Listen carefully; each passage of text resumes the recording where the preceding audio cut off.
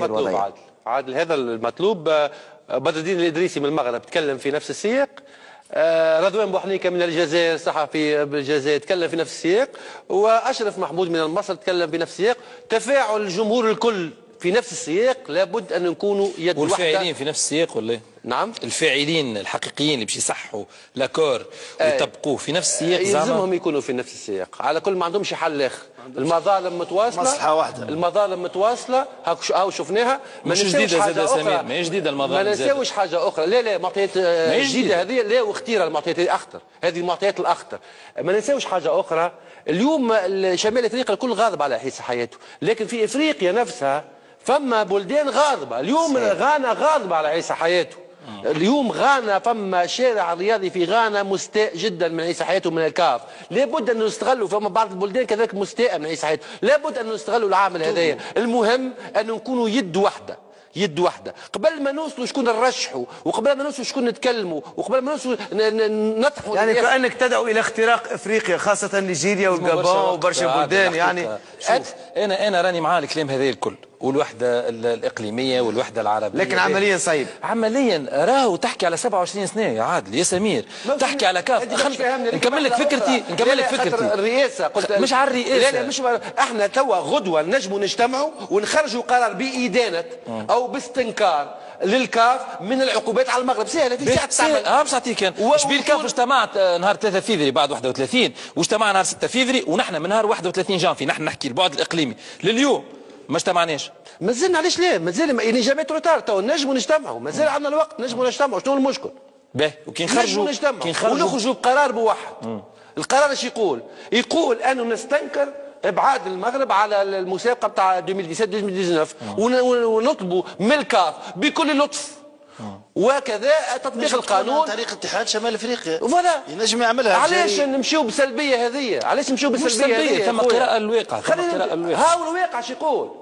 ثم قراءة الواقع. هاو الواقع اش يقول يا ماتر؟ علاش الواقع يقول انه تطلب باش تنحي 2019 هذا لازم منه. فوالا ناخذوا في على الاقل اما 2017 ما يسالش على الاقل على الاقل. اما تراشي السميره اللي وقعت معاقبه المغرب يعني في 3 دورات 2015 و2017 و2019 ياسر. خاصه اجى قلت فما معطى مهم. ما كانش يكفي العقوبه هذه. عادل فما معطى مهم برشا.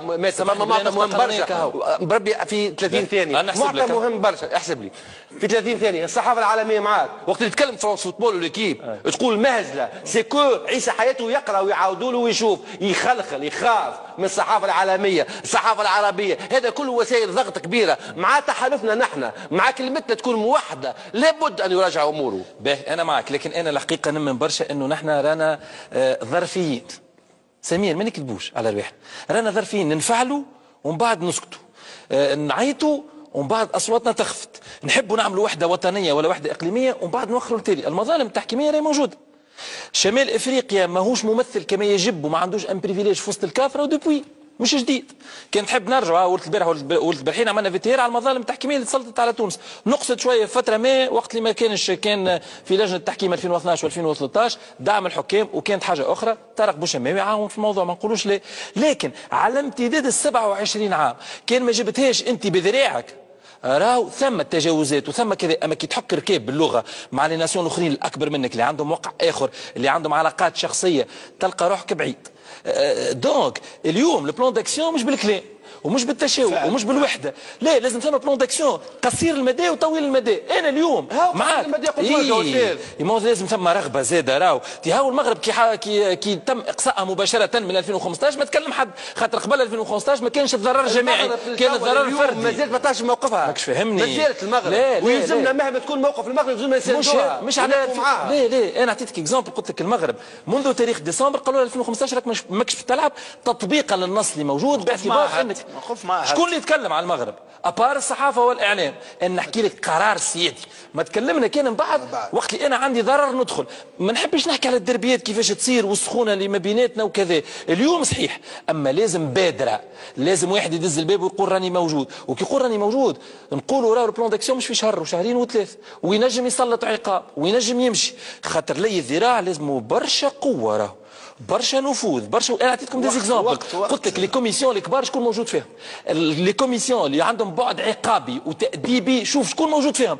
اعطيني بخلاف الكاتب العام للاتحاد الافريقي اللي هو مغربي الجنسيه، واللي راهي المغرب عملت المستحيل باش حطته غادي، وبرافو انا حطته غادي.